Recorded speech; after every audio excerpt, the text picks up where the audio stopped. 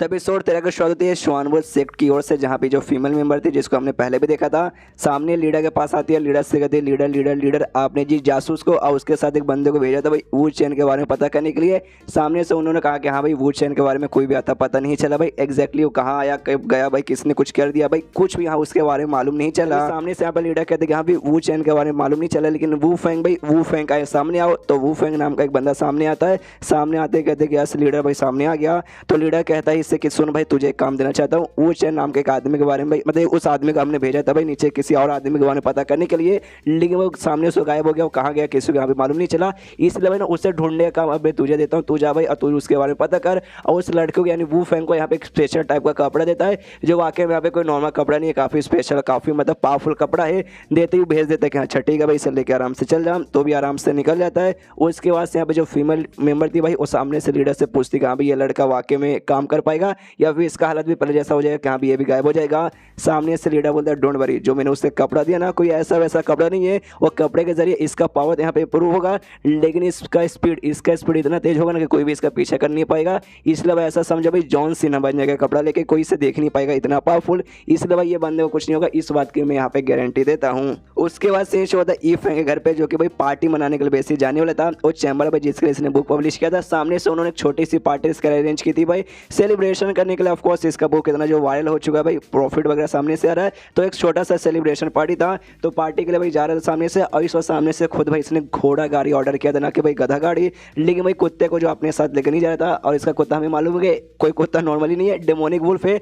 जाते जाते उससे कहता अच्छा ठीक है भाई मेरे प्यारे से कुत्ते भाई मैं जा रहा हूँ भाई पार्टी करने के लिए, आते वक्त देखना तेरे लिए भाई सामने से मैं हड्डी वड्डी लेके आऊँगा ताकि तू भी आराम से खा सके। तो ये भी कुत्ता बन गया हुआ करता है। मनी में सोचता है वाकई में इस लौंडे ने मुझे यहाँ पे रियलिटी में कुत्ता समझ के रखा है, मैं कोई ऐसा वैसा कुत्ता नहीं बल्कि मैं डेमोनिक वुल्फ हूँ भाई। लेकिन मुझे साला यहाँ पे लग चुका है चोट, जिस चक्कर में चाह के मैं सामने से भाई कुछ इसका उखाड़ नहीं सकता। मेरा चोट यहाँ पे रिकवर हो जाएगा, पहले जैसा स्ट्रॉन्ग बन जाऊंगा। तो इस बंदे के यहाँ पे बिल्कुल भी छोड़ूंगा नहीं। सामने से फिर से फेंक दो कि कुत्ते समझ गए ना, सामने से भी नाटक करते हैं यस मालिक समझिए आप जाइए, और फिर आराम से निकल जाता है। कुत्ता भी घर के अंदर आता है सामने से, लेकिन उसे ये भी मालूम था कि हाँ भी जो ये फेंगे वाकई में कोई ऐसा वैसा नॉर्मल बंदा नहीं है, वो भी स्ट्रॉन्ग बंदा है। और कन्फ्यूजन उसको इस बात का था ये पेंटिंग सारे ये पेंटिंग बना कैसे लेता है, ये पेंटिंग कोई ऐसा वैसा पेंटिंग नहीं है, बड़ा स्पेशल पेंटिंग है। लेकिन सामने से इस बंदे का कोई कल्टीवेशन के बारे में इसको आइडिया पड़ते नहीं कि हाँ भी इसका पावर एग्जैक्टली कितना होगा। तो बहुत ज़्यादा कन्फ्यूज है कि हाँ भी कितना पावरफुल होगा।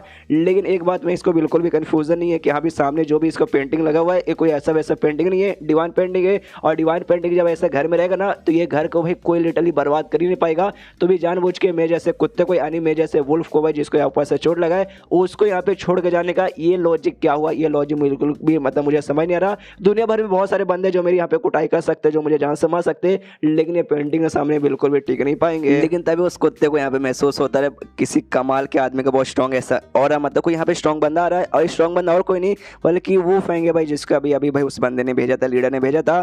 तो आराम से भाई ना आ जाता भाई घर के बाहर इसके अपने मेन कैरेक्टर के बाहर, जो कि हमें मालूम है एक मार्शल आर्ट जिम है। और मार्शल आर्ट जिम से मतलब शायद इस मानवता है ना, जिम मतलब वो जिम नहीं जहाँ एक्सरसाइज करते हैं, वो जिम जहाँ पे पेंटिंग्स बुक्स वगैरह मार्शल आर्ट से रिलेटेड बिके जाता है, उससे शायद यहाँ पे बोला जाता है कि भाई मेन कैरेक्टर का काम तो भाई वही सब है, बुक वगैरह बेचने का और नॉवेल्स वगैरह लिखने का और वेपन वगैरह अच्छे से तैयार करने का। तो सामने ये भी आता है, ये भी देखते हैं कि हाँ भाई यही वो खाली इकलौता मार्शल आर्ट जिम है ना पूरे शहर में बचा हुआ है। और इन्फॉर्मेशन के हिसाब से भाई वो भी किसी मार्शल आर्ट जिम के अंदर पुराना बंदा आया था पता करने के लिए, हो ना हो भाई वो बंदा भाई जिसके बारे में पता करो ये यहीं पे होगा। सामने से एक बंदा कैंडी वाला जा रहा था, बूढ़ा होता बेचारा हल्के हल्के से जा रहा था, इसके रास्ते के बीच में आ रहा था, इसलिए भाई बूढ़ा को जान से मार के भाई आगे बढ़ जाता है। जैसे घर के पास यहाँ पे आता है भाई कहता है यस भाई एग्जैक्टली ये पक्का भाई ये वही मार्शल आर्ट जिम होगा भाई, इस मार्शल आर्ट जिम को यहीं पे बर्बाद करूंगा, और बर्बाद करने वाले ना इसका जो मालिक है भाई उसे भी यहाँ पे खत्म कर दूंगा, किसी को नहीं छोड़ूंगा। पूरे एकदम आ जाता है अपने डेंजर फॉर्म में।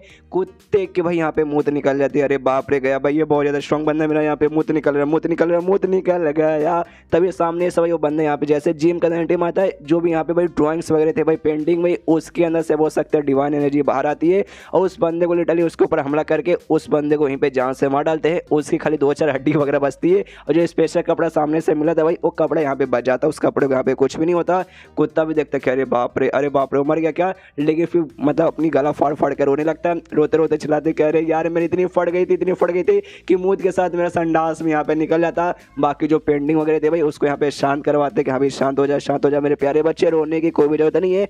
अब यहाँ पे कुत्ते को होने लगती भी गलत फैमिली, वो सोचते कि हाँ भाई ई फेंग मेरे मालिक भाई अब मुझे यहाँ पे समझ है कि हाँ भाई सामने से मुझे कैसे यहाँ पे ट्रीट कर रहे हैं, वो मुझे यहाँ पे बुरा ट्रीट बिल्कुल नहीं करे और सामने से मुझे यहाँ पे अच्छा ट्रीट कर रहे हैं। उनको मालूम है कि यहाँ पे मैं एक डेमोनिक वुल्फ हूँ, कमाल का डेमोनिक वुल्फ हूँ, लेकिन वो मेरे से यहाँ पे लाख गुना ज़्यादा स्ट्रॉन्ग है। लाख मतलब लाख क्या भाई, करोड़ों गुना यहाँ पे ज़्यादा स्ट्रॉन्ग रहेंगे और बेसिकली यहाँ पे खाली मेरी प्रोटेक्शन ही करे बल्कि साथ में मेरी यहाँ पे मदद करे और बीच बीच में मुझसे काम कराते हैं, जोर ज़बरदस्ती कभी कभार कर दे मेरी इंप्रूवमेंट करने के लिए। और इतने स्ट्रॉन्ग पेंटिंग रहते भर में भी सामने से उन्होंने भाई मुझे घर में छोड़ के गए। ये कहते हो कि भाई घर के यहाँ पे रखवाली करना, इसका मतलब ये हुआ घर में जो भी एनर्जी है ना भाई, इसकी मदद से भाई खुद को भाई यहाँ पे मैं रिकवर कर लूँ। ओ माय गॉड भाई, ये कितने महान आदमी है भाई। मेरे जैसे इसने डेमोनिक बीस्ट के बारे में सामने से इतना ज़्यादा सोचते भाई। अब मैं समझ गया, अब ये मुझे कुत्ता पालेंगे, मतलब कुत्ता समझ के पालेंगे, मैं पलने को तैयार हूँ। गधा समझ के पालेंगे, चूहा या फिर कुछ भी, तो मैं सामने से वो बन के यहाँ पे तैयार हूँ।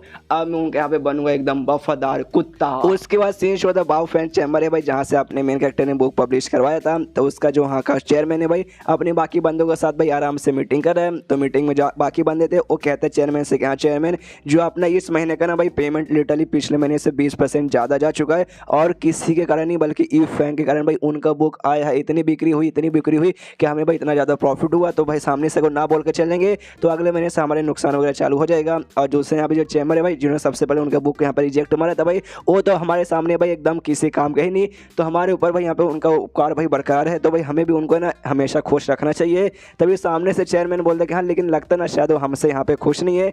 मेरा बटलर भाई सामने से उनको पैसा देने गया था, लेकिन मेरे बटलर ने बताया कि उनका रिएक्शन देखने से ऐसा लगता है उनको 1 लाख यहाँ पे सामने से कम पड़ता है। तो मैंने सोचा क्यों ना भाई उनका जो भी पेमेंट है भाई सामने से बढ़ा के दिया जाए। तो एक बंदा सजेस्ट करता है कि हाँ भाई सामने से उन्होंने भाई हमारे ऊपर बहुत उपकार किया है, ऐसे मतलब उपकार बाकी रहेगा तो अभी भाई 20% ज़्यादा प्रॉफिट आया, अगली बार 2 गुना 3 गुना 4 गुना 5 गुना 1000 गुना भी आगे चल के आ सकता है। तो यह काम करते भाई जितना भी प्रॉफिट आएगा ना उसमें से 10% हम लोग रखेंगे और बाकी सारा का सारा भाई उनको ही हम सामने से दे देंगे। तो यहाँ पर लैन भी उस मीटिंग में बैठी हुई थी, वो भी है ना अपना मुंह हिलाते हुए कहती चेयरमैन से यस 10% रखो बाकी सब उनको दे दो। तो सामने से चेयरमैन बोलता है ऑफकोर्स भाई जब सारे बंदे यहाँ पे तैयार हो ही चुके तो हमें वो सामने से 10% खाली रखेंगे और बाकी सब उनको देंगे। लैन मनी मन खुश है कि हाँ भाई चलो भाई अब ये फैंग यहाँ पे पक्का खुश हो जाएंगे। मेरे मास्टर ने यानी हमारे सेक के लीडर ने हमसे ये कहा भाई कुछ भी हो जाए ई फैंग को यहाँ पे खुश रखना है, तो भाई उनको ज़्यादा प्रॉफिट मिलेगा तो आपको सामने से खुश तो रहबे करेंगे। एंड देन ये चैप्टर यहीं पे खत्म हो जाता है। चैप्टर खत्म तो वीडियो भी खत्म। तो इस वीडियो में लाइक का टारगेट देना चाहता हूँ 1500 लाइक का टारगेट प्लीज कर दो यार। इस वाले मानुआ में शायद मैं पहली बार दे रहा हूँ, तो इतना लाइक पूरा कर दो। और तो मिलते हैं अगले किसी वीडियो में, जब तक के लिए बाय बाय।